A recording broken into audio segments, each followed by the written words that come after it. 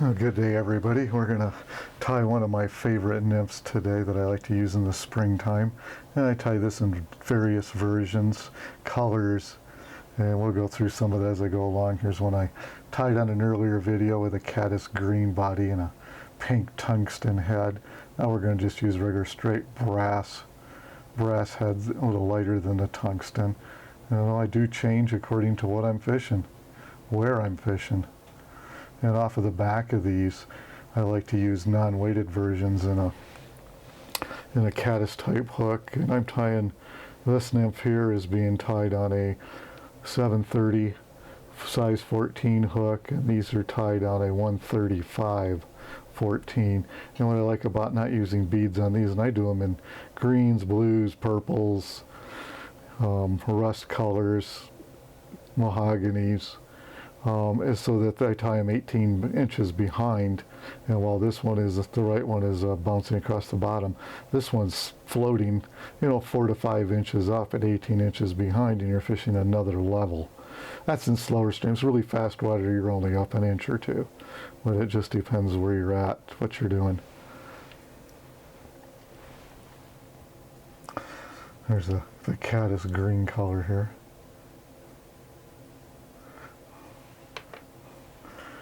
And we'll be using, I'm using 8/0 red thread. I use red thread a lot. I just used to do a lot of guiding for cutthroat, and red just always seemed to be the magic color. We'll get into my red flash trude with an orange tail on it down the road here. That thing in some of the Montana Rocky Mountain systems, down to the South Fork of the Flathead and the Bob Marshall and Middle Fork and North Fork, was an absolute killer.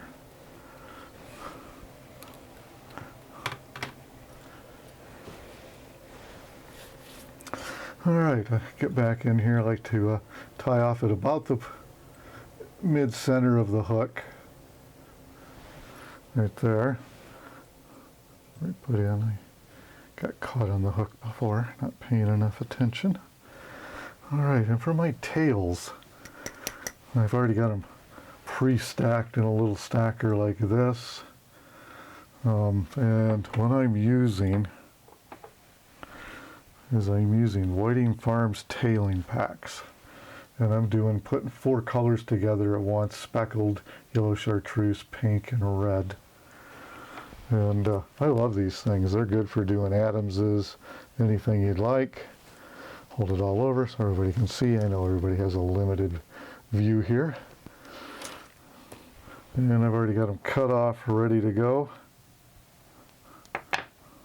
Oh, beautiful. And I like to make my tails about 1/4 to 1/2 as long as the gap of the hook. So I'll take and tie that in. I see I got some stuff not behaving, which is fine. Unruly feathers. I've been unruly myself on days.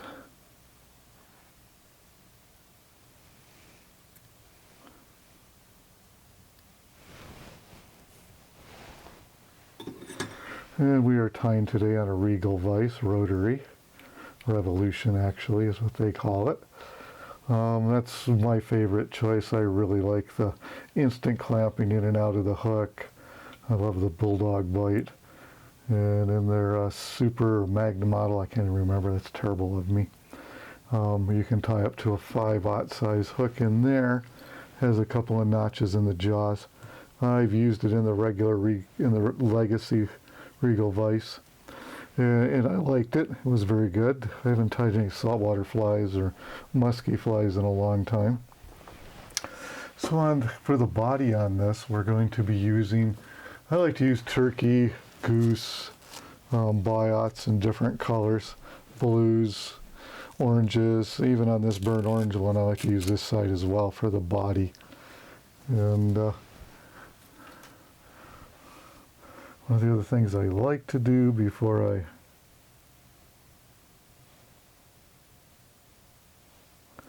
tie in my biot, I'm using hard as hull for head cement today. It's just because of what I have. I used to always mix my own using just automotive lacquer from the local auto parts store.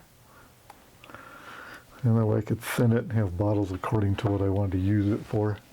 But I used to tie a lot of flies. I don't tie quite so many anymore. And this helps hold the Biot on there and helps hold it in place when you're wrapping it forward and tying it in. Excuse me.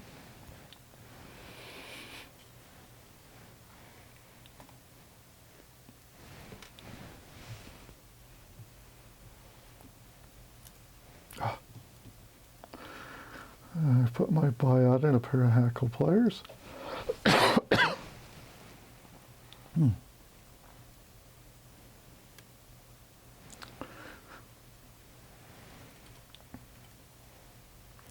And I will wrap this all the way up behind the bead.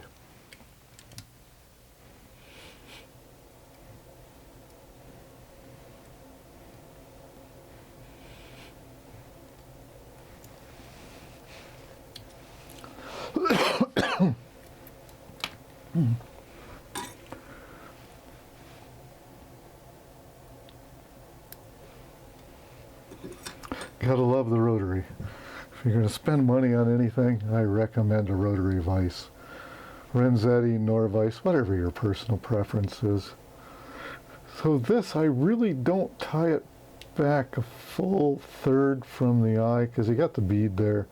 And I really am only trying to set up to, I put on a flashy thorax using holographic, flash, SLF, dubbing, whatever. Now one of the things I do is cover my Biot in a thin coat of loons or whatever else, and I'm not gonna plug one product too much over the other. I've used them all. This just happens to be what I have left laying around here. They all work. It's just learning how to use them.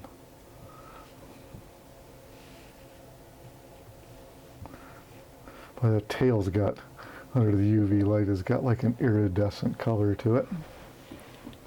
Excuse me a moment, I gotta grab some ginger orange tea.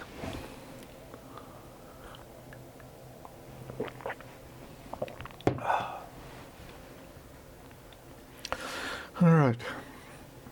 Now I'm gonna put my thorax in. I put a little dubbing wax on. I'm using Jerry Dorian's World's Finest. I don't know how many decades I've had this for. I've got Wonder Wax. I've got so many tubes of wax laying around. I don't know, it must have been a thing there where I thought I had to collect them. Yeah, no, I'm using just a holographic dubbing. Like I said, SLF or whatever. And remember with dubbings, really less is more. At least that's what I was taught way back when. Now I do want this to have a bushy thorax, and we will be picking it out.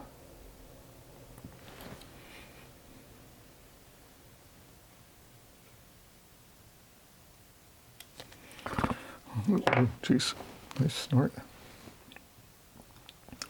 And now they, you know, everybody, you can pick this out with a bodkin, use a brush, a rake. I like to use a good old-fashioned piece of Velcro, at least on my small nymphs. And if I was doing big streamers, I do like Charlie Craven's streamer brush. It's pretty flippin' cool. This book's pretty good too, if you're into tying streamers. And so is Blaylock's on Game Changers. I like it too. We'll be doing some Game Changers and Intruders here in an episode or two. All right, once I've picked it out, brushed it all back, and it's not anything forward, I don't put any more wraps in. So for the soft hackle, I'm going to be using Whiting Farms Brahma hen.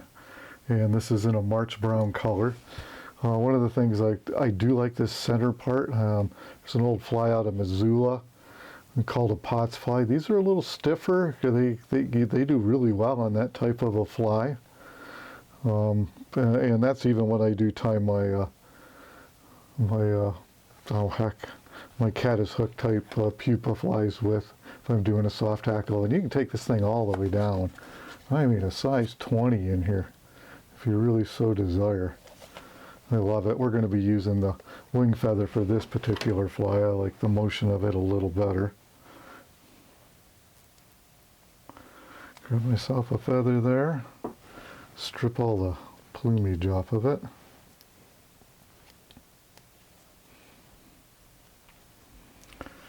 Oops, I'm really taking too much.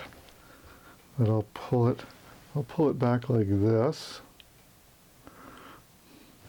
And I'll come in here and I'll tie, oops, I got too much thread. Talk about bad thread control.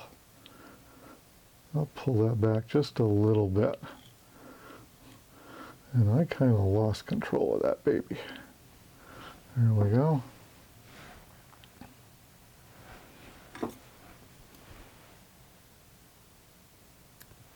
Just remember, we're tying flies here to catch fish, and not fishermen or the display box. And yes, they ought to always look good. But if something just doesn't lay down totally correct, doesn't mean it's bad. You never know, that could be the fly that catches everything. I wet my fingers a lot. I like to break the spine on the feathers here before I wrap it to give it the look that I want.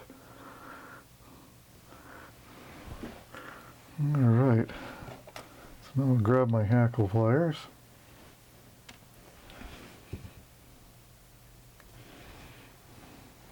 Okay, when the hackle starts to stick straight out, like back in here, that's where I'll count one turn at. And that's all I put on, is one turn of hackle.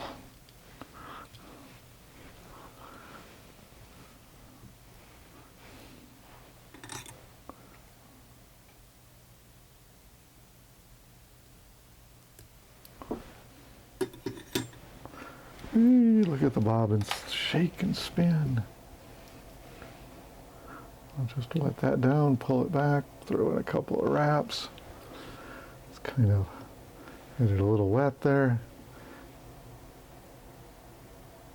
Uh-oh. It is what it is. Huh, interesting. There we go. You just got to get it all unmatted. That's what happens when you wet it down, it mats it pretty good. Grab my whip finisher.